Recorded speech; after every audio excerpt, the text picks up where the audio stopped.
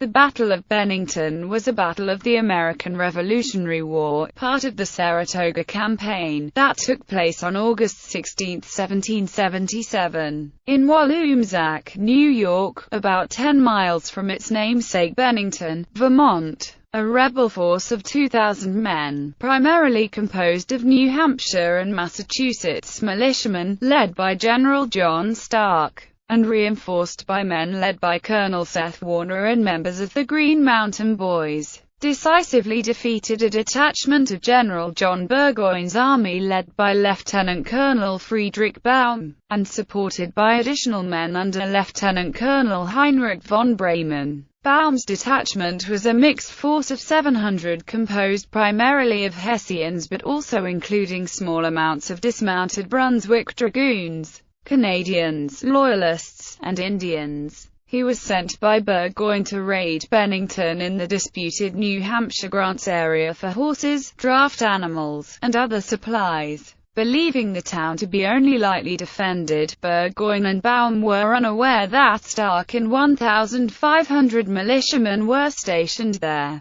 After a rain-caused standoff, Stark's men enveloped Baum's position, taking many prisoners, and killing Baum. Reinforcements for both sides arrived as Stark and his men were mopping up, and the battle restarted, with Warner and Stark driving away Breyman's reinforcements with heavy casualties. The battle was a decisive victory for the rebel cause, as it reduced Burgoyne's army in size by almost 1,000 men, led his Indian support to largely abandon him, and deprived him of needed supplies such as cavalry and draft horses and food, all factors that contributed to Burgoyne's eventual surrender at Saratoga. The victory also galvanized colonial support for the independence movement, and played a role in bringing France into the war on the rebel side. The battle anniversary is celebrated in the state of Vermont as Bennington Battle Day. Background: with the American Revolutionary War 2 years old, the British changed their plans, giving up on the rebellious New England colonies. They decided to split the 13 colonies and isolate New England from what the British believed to be the more loyal southern colonies. The British command devised a grand plan to divide the colonies via a three-way pincer movement. The western pincer, under the command of Barry Street Ledger, was repulsed when the siege of Fort Stanwix failed, and the southern pincer, which was to progress up the Hudson Valley from New York City, never started since General William Howe decided instead to capture Philadelphia. The northern pincer, proceeding southward from Montreal, enjoyed the most success. After the British victories at Hubbardton, Fort Ticonderoga, and Fort Anne, General John Burgoyne proceeded with the Saratoga campaign, with the goal of capturing Albany and gaining control of the Hudson River Valley, where Burgoyne's force could meet the other pincers, dividing the colonies in two. British forces. Burgoyne's progress towards Albany had initially met with great success, including the scattering of Seth Warner's men in the Battle of Hubbardton. However, his advance had slowed to a crawl by late July, due to logistical difficulties, exacerbated by the American destruction of a key road, and the army's supplies began to dwindle. Burgoyne's concern over supplies was magnified in early August when he received word from Howe that he was going to Philadelphia, and was not in fact going to advance up the Hudson River Valley. In response to a proposal first made on July 22 by the commander of his German troops, Baron Riedesel, Burgoyne sent a detachment of about 800 troops under the command of Lieutenant Colonel Friedrich Baum from Fort Miller on a foraging mission to acquire horses for the German dragoons, draft animals to assist in moving the army, and to harass the enemy.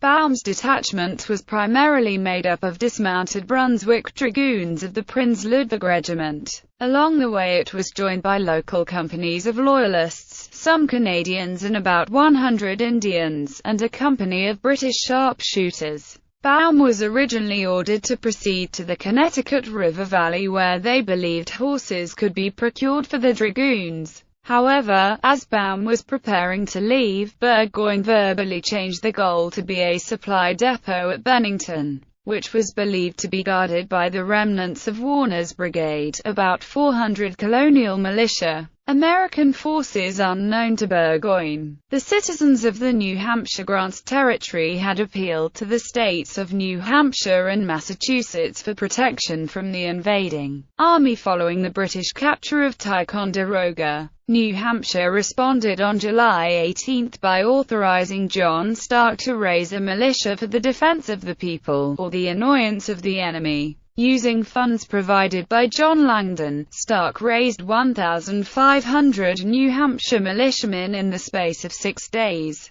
More than 10% of New Hampshire's male population over the age of 16. They were first marched to the fort at No. 4, then crossed the river border into the Grants and stopped at Manchester, where Stark conferred with Warner. While in Manchester, General Benjamin Lincoln, whose promotion in preference to Stark had been the cause for Stark's resignation from the Continental Army, attempted to assert army authority over Stark and his men. Stark refused, stating that he was solely responsible to the New Hampshire authorities. Stark then went on to Bennington with Warner as a guide, while Warner's men remained in Manchester. Lincoln returned to the American camp at Stillwater, where he and General Philip Schuyler hatched a plan for Lincoln, with 500 men, to join with Stark and Warner in actions to harass Burgoyne's communications and supply lines at Skenesborough. Baum's movement significantly altered these plans.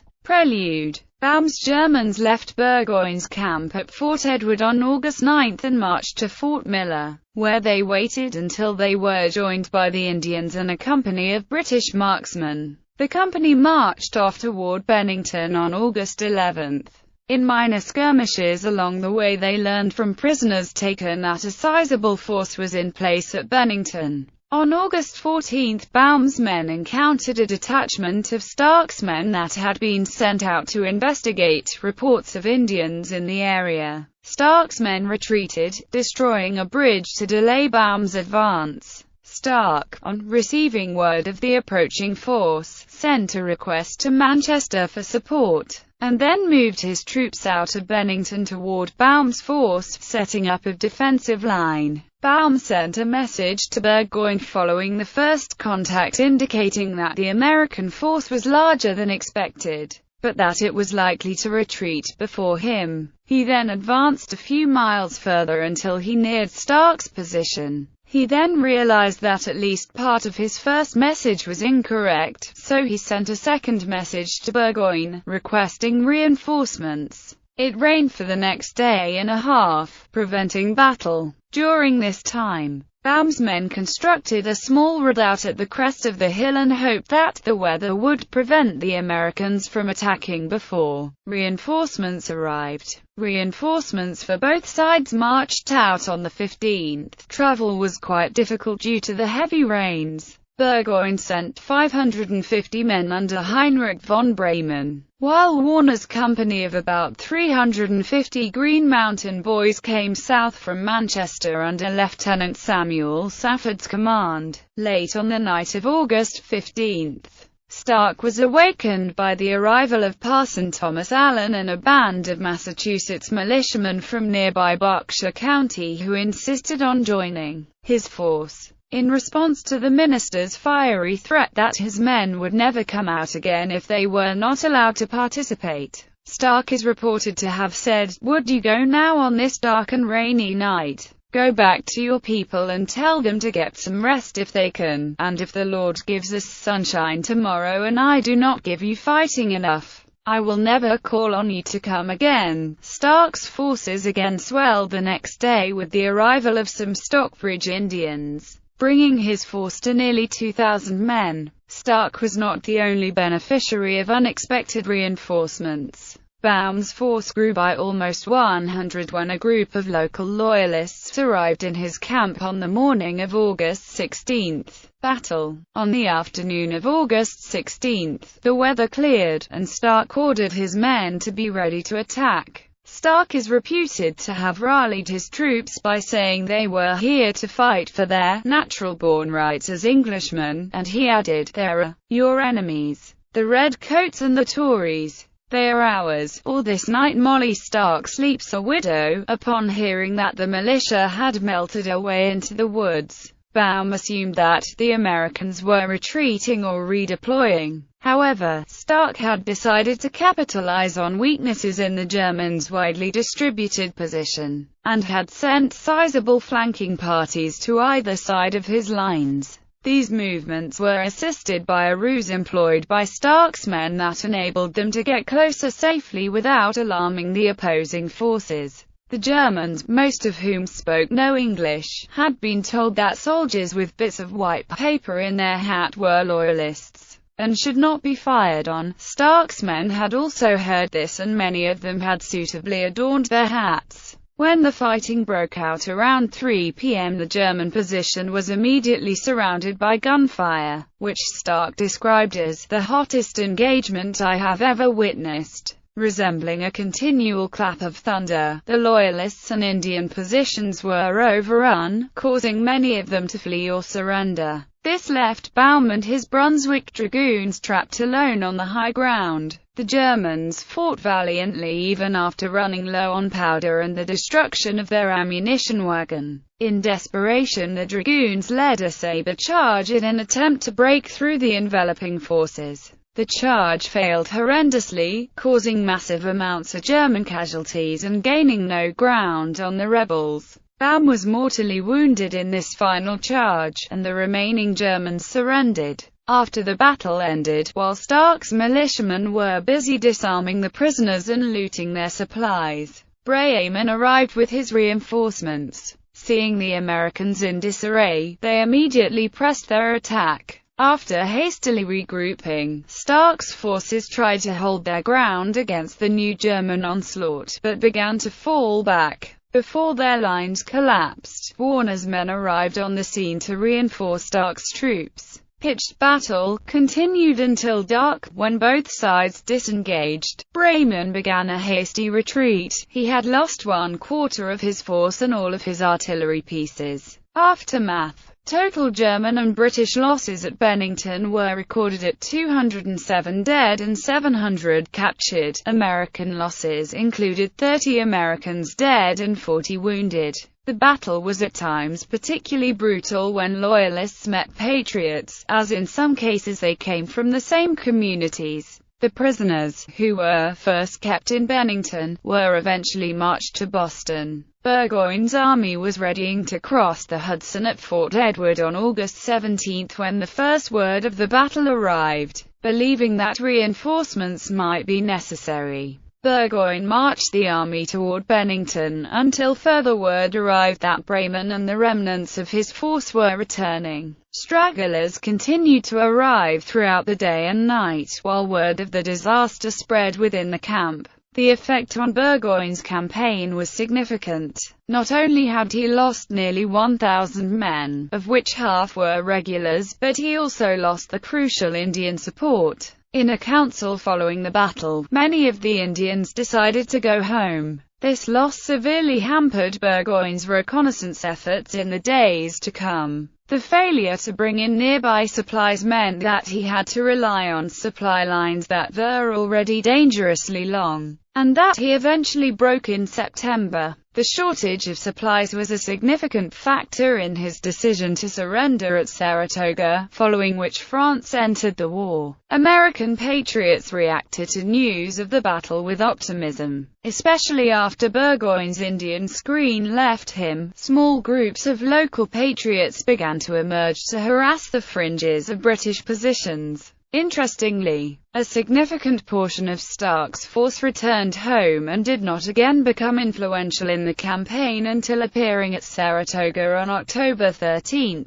to complete the encirclement of Burgoyne's army. John Stark's reward from the New Hampshire General Assembly for the memorable Battle of Bennington was a complete suit of clothes becoming his rank. A reward that Stark likely valued the highest was a message of thanks from John Hancock, President of the Continental Congress, which included a commission as brigadier in the Army of the United States. Order of battle. The battle forces are generally described as in Morrissey. His numbers are generally consistent with other sources on the British units. although there is disagreement across a wide array of sources on the number of troops under Bremen, which are generally listed at either approximately 550 or 650. Morrissey is also incorrect in identifying some of the American units. He identifies William Gregg as having a separate command. Gregg apparently led several companies in Nichols' regiment. Morrissey also failed to include the Massachusetts militia, and misidentified Langdon's company, erroneously believing they may have been from Worcester, Massachusetts. Langdon originally raised his company in 1776, but it did not become a cavalry unit until 1778. Commemorations. August 16 is a legal holiday in Vermont, known as Bennington Battle Day. The battlefield, now a New York State Historic Site, was designated a National Historic Landmark on January 20, 1961, and added to the National Register of Historic Places on October 15, 1966. In the 1870s, the local historic society in Bennington commissioned the design and construction of the Bennington Battle Monument, which was complete in 1889 and dedicated in 1891 with ceremonies attended by President Benjamin Harrison.